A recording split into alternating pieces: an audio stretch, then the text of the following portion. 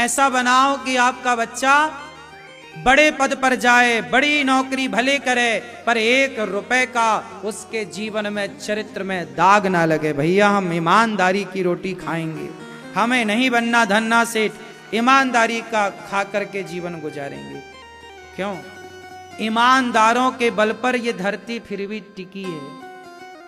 लेकिन आज के स्कूलों में पढ़े लिखे बच्चे बेईमान बन रहे हैं। तो आजकल सरकार पढ़ा रही है कि बेईमान तैयार कर रही है। सरकार जितने भी बड़े बड़े पद निकाल रही है, वहां पर पढ़ करके बच्चे बेईमानी तो कर रहे हैं बड़े बड़े पद पे जाकर के।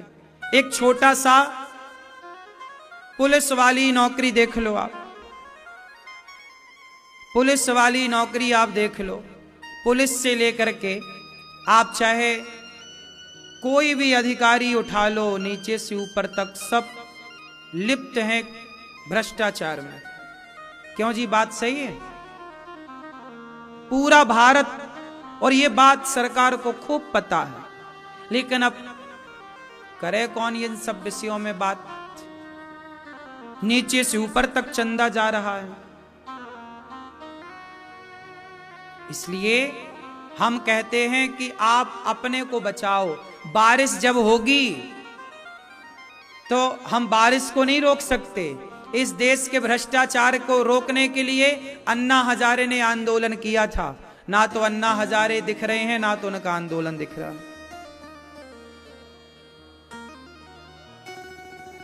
क्यों जी? बात सही है कि गलत है? फिर इसलिए ये कलयुग है। अब इस कलयुग में ऐसे पाप को, भ्रष्टाचार को, बेईमानी को आप नहीं रोक सकते। उपाय एक हो सकता है कि जब बारिश होती है तो आप बारिश को तो नहीं रोक सकते, पर छाता लगा के आप अपना बचाव कर सकते हैं। तो आज की इस बेईमानी दुनिया में आप अपने बच्चों को संस्कार सत्य का, धर्म का देकर अपने बच्चों की रक्षा कर सकते हैं कि बेटा जमाना करे बेईमानी, तुम ना करना। यदि आपके बच्चे बच गए तो आप जीत गए, और आपके बच्चे भी बेईमान हो गए तो आप हार गए। क्यों मेरी मां? इसलिए ईमानदार, आप बताओ पढ़ा लिखा का मतलब क्या है? बेईमान होना या ईमानदार होना? इसलिए अपने बच्चों को ऐसा पढ़ाओ मेरी मां कि आपके बच्चे पढ़ लिख करके ईमानदार बने। लेकिन आज कहीं दूर दूर तक ईमानदार लोग नजर नहीं आ रहे हैं। और तो छोड़ो, आजकल सगा भाई ईमानदार नहीं है। भाई अपने भाई से बेईमानी कर रहा है। बोलो हाँ। आजकल पत्नी ईमानदार नहीं है। कुछ पत्नी अपने पति से बेईमानी कर रही हैं, झूठे ही दहेज का केस लगा देती हैं, जबकि भले उसने फ्री में किया हो ब्याह। पर सरकार तो सुनेगी, उनकी स्त्रियों की सुनती है, भले वो गलत है। चूंकि कानून अंधा है। आजादी के 70 साल हो गए, लेकिन आज तक अंधे कानून की पट्टी कोई ना हटा सका। द्वापर में अंधा धृतराष्ट्र था, कलयुग में अंधा कानून है। ना द्वापर में द्रौपदी को न्याय मिला, ना कलयुग में न्याय मिल रहा है। तब धृतराष्ट्र अंधा था और आज कानून अंधा है। अब मुझे ये बताओ भैया, ये अंधे कानून को किसने बोला कि अंधा कानून होना चाहिए? आपको आंख वाला कानून चाहिए कि अंधा चाहिए? अंधा कानून जब तक रहेगा, अंधा धृतराष्ट्र जब तक रहेगा, तब तक द्रौपदी की साड़ी उतरती रहेगी।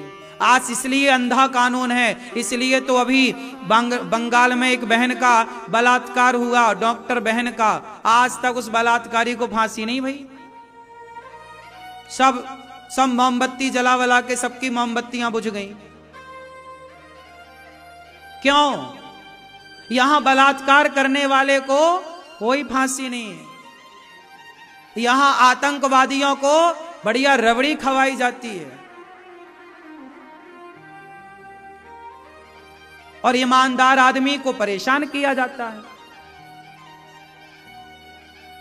इस देश में ईमानदार यदि कोई है तो उसे सिस्टम, यदि कोई ईमानदार अफसर है ईमानदार व्यक्ति है तो लोग उसे परेशान करते हैं, जीने नहीं देते।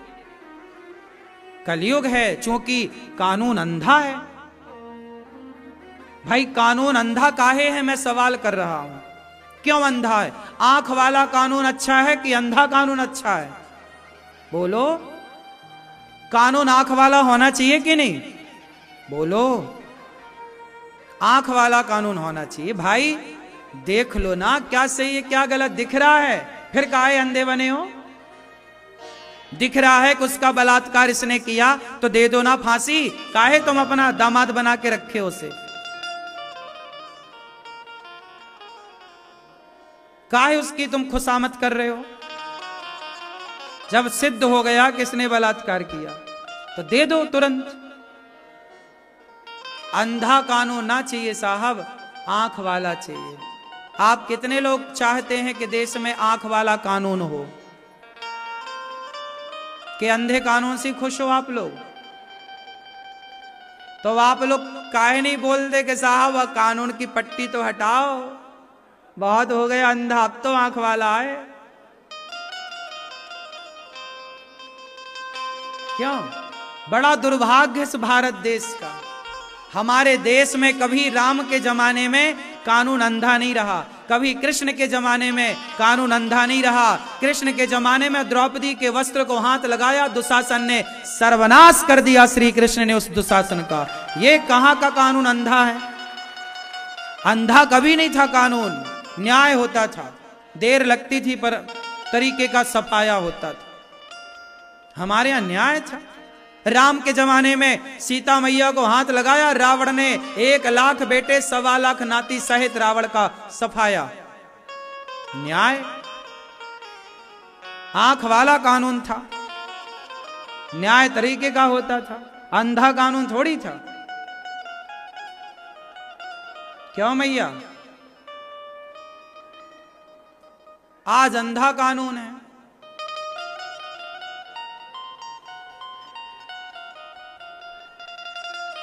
परेशान हो रहा है एक सामान्य व्यक्ति, कानून बड़ा अंधा है।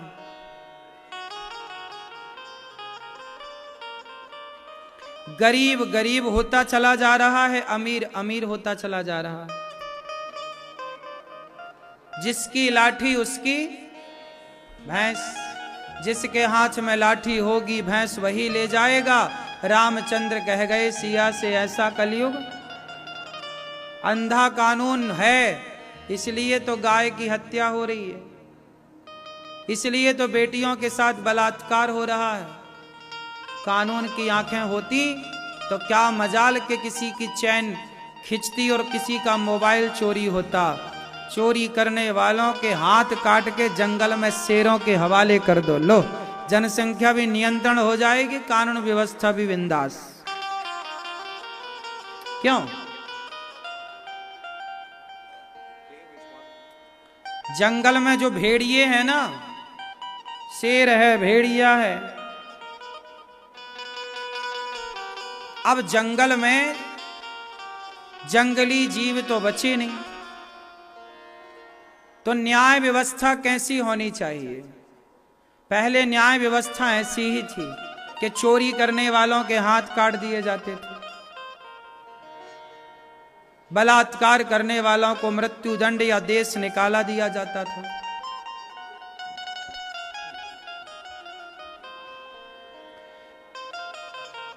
माता सती भगवान की परीक्षा लेने में फेल हो गईं।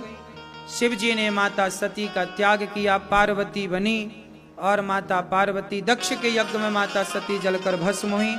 माता पार्वती का विवाह भगवान शंकर से संपन्न हुआ। मनु जी के दूसरे पुत्र हुए प्रियव्रत और उत्तानपाद, 2 पुत्रों की कथा। उत्तानपाद की 2 पत्नियां हैं, सुनीति और सुरुचि। सुनीति के पुत्र हुए हैं ध्रुव, और ध्रुव बड़े प्रेम से भगवान के बहुत बड़े भक्त हुए।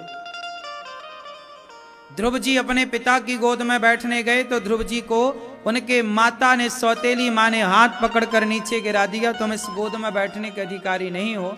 ध्रुव जी महाराज बेचारे रोते आए। माँ ने कहा जाओ तप करो, तप किया तो भगवान प्रकट भये। भगवान ने उन्हें वरदान दिया कि जाओ तुम 36,000 वर्षों का राज्य आनंद से भोगोगे।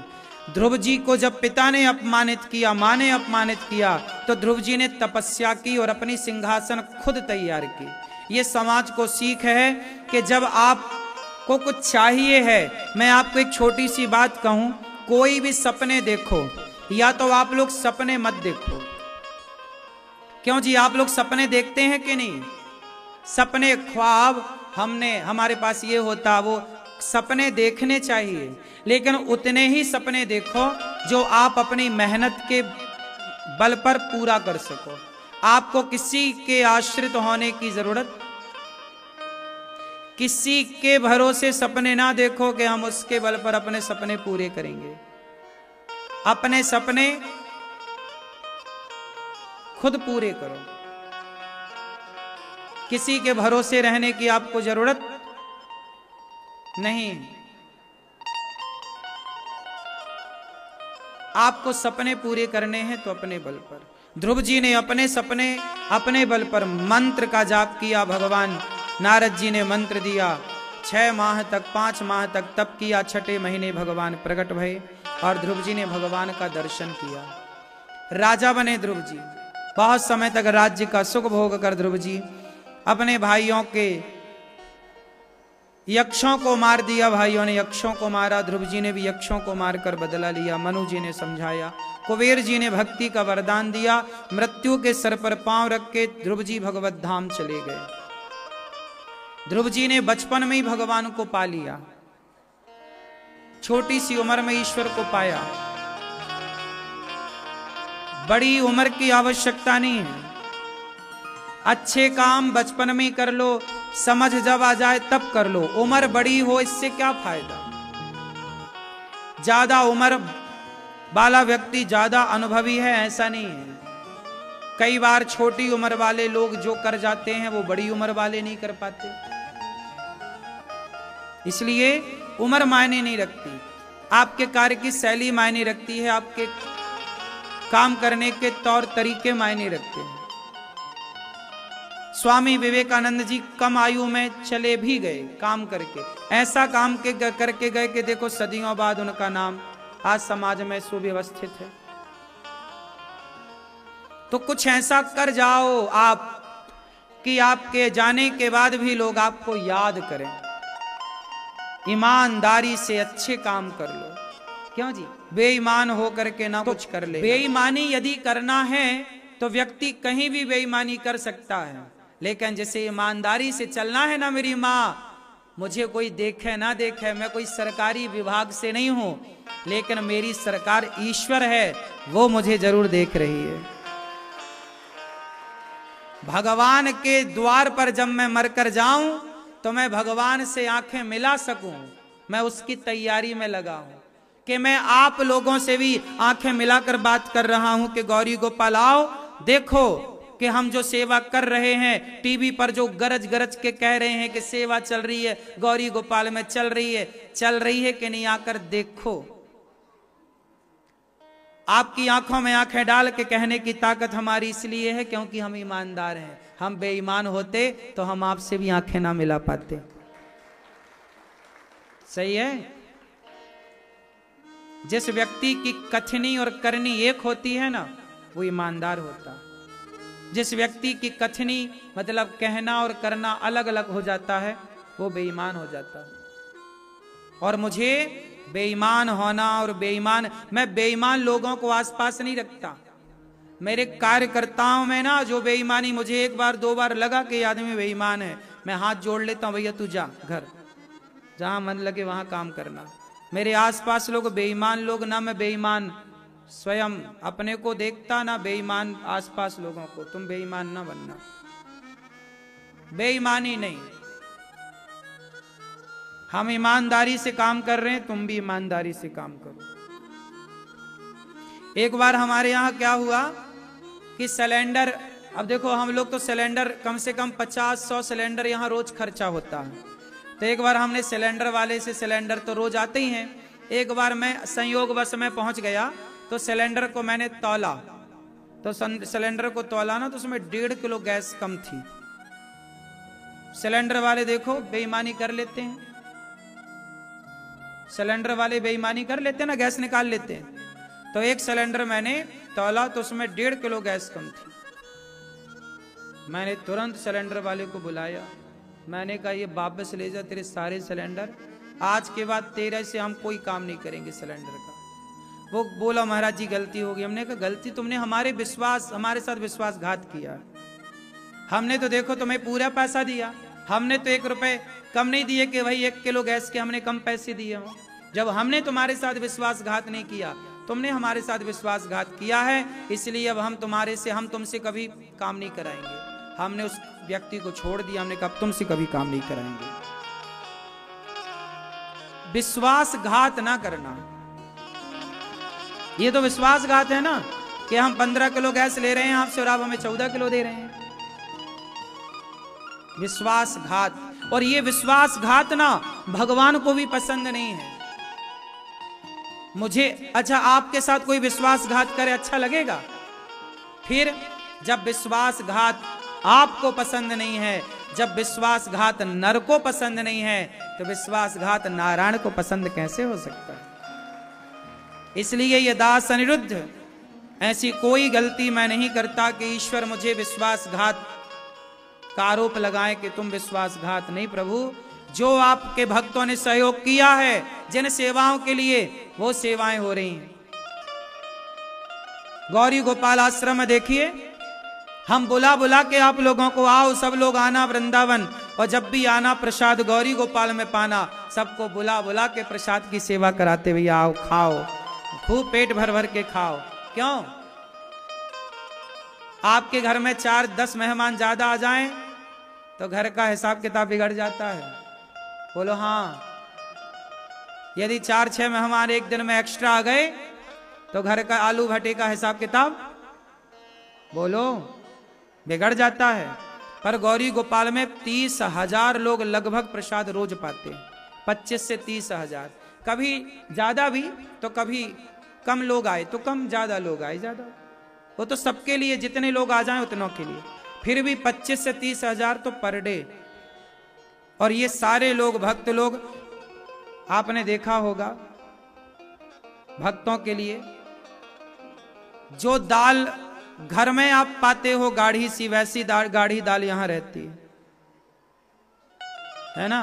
सब भक्तों के लिए देखो ये गुलाब जामुन रसगुल्ला, ये मैया ने कहा कि आप हमारी तरफ से रसगुल्ले बटने चाहिए तो मैया की तरफ से रसगुल्ले बटे। आप भी बंटवाओ कि भाई आपकी तरफ से भी भक्तों को बटे। यही है मस्त जीवन में, जीते जी अन्नदान करो, जीते जी अच्छे काम करो, जीते जी आपकी कमाई ईमानदार हो तो अपनी कमाई का 2% 1% निकालना सीखो कि हमारी कमाई का कुछ % दीन दुखियों में खर्च हो, जरूरतमंदों में, साधु में, संत में खर्च हो। तो ये ईमानदारी है।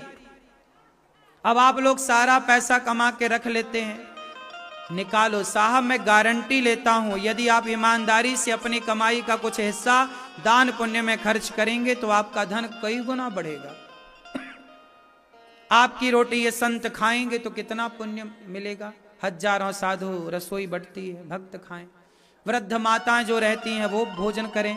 गौरी गोपाल गुरुकुल में बच्चे पढ़ते हैं, वो बच्चे खाएं, कितना पुण्य मिले। आपकी तरफ से दूध पिएंगे बच्चे, आपकी तरफ से रसगुल्ले खाएंगे बच्चे, पुण्य है ये, बहुत बड़ा पुण्य है अन्नदान। गौरी गोपाल आश्रम में बस भगवान से इतनी प्रार्थना करता हूं कि प्रभु ईमानदारी से जीवन गुजर जाए, मन में कभी पाप ना आए। 2 पैसा बचाने की जरूरत नहीं है साहब, हम तो ये चाहते हैं कि और कितनी बढ़िया सेवा कर सकें आप सबकी, और अच्छे से अच्छे व्यवस्थाएं आपकी क्या से क्या कर सकें। मन में यदि आपके प्रति कोई छल कपट होता तो देखिए गौरी गोपाल आश्रम में जो प्रसाद आप लोग पा रहे हैं वो प्रसाद सब उत्तम क्वालिटी का, उत्तम कोटि का है। उसमें भी चाहे तो बचा सकते हैं, लेकिन नहीं, अच्छी से अच्छी चावल, अच्छे से अच्छे बासमती के आप लोगों के लिए दाल अच्छी, रोटियों में, सारी रोटियों में आपने ध्यान दिया होगा घी लगता है। आपको पता है केवल रोटियों में घी लगाने में यहां पर 4 से 5 टीन घी रोज खर्च होता है, केवल देसी घी। अब आप लोग बताओ, भंडारे में जाते हैं कहीं के भंडारे में तो कहां घी चुपड़ के रोटी मिलती है, लेकिन गौरी गोपाल में रोटी कैसी मिल रही है? घी चुपड़ी हुई। क्यों? ये मेरी ईमानदारी का यही परिचय है कि आप लोग जो आते हैं ना, अतिथि भगवान होता है, और आपकी तृप्ति से आप तृप्त नहीं होते, आपके भीतर बैठे भगवान तृप्त होते हैं। ये मेरी भावना है कि ना जाने किस रूप में जब खिलाओ तो बढ़िया खवाओ, ऐसा खवाओ कि वह खाने वाला तृप्त हो, संतुष्ट हो, सब प्रकार से बढ़िया हो। क्यों मेरी मां? अब वो घी ही 50,000 का है, चाहे तो हम बचाएं, पर नहीं, ईमानदारी यही है कि जो देखो, जब आप दे रहे हैं तो आपको सब आपका तेरा तुझको अर्पण, और जब आप नहीं देंगे, आप दान पुण्य करना बंद कर देंगे, तो हम नमक रोटी खवाएंगे आपको। आप दे रहे हैं तो आपकी सेवा हो रही है, क्योंकि आपका दिया ही आपको मिल रहा है। कोई हमारे बाप का थोड़ी हम लगा रहे हैं। हमारे तो, हम तो भीख मंगे थे पुराने बचपन में, भीख मांगते, हमारे कहां रखा है। तो हम तो आपका तेरा तुझको अर्पण है। नारायण प्रभु चाह रहे हैं कि सेवा हो। ये वृंदावन धाम किसका है? ये वृंदावन किसका है? भगवान का। बिहारी जी का है कि नहीं? वृंदावन किसका है? भगवान का। जब वृंदावन भगवान का है तो वृंदावन में जितने काम चल रहे हैं वो सब भगवान की तो हैं। तो गौरी गोपाल में जितनी सेवा चल रही हैं, ये किसकी इच्छा से हो रही हैं? आपने सुना होगा कि वृंदावन में भगवान की और राधा रानी की मर्जी के बिना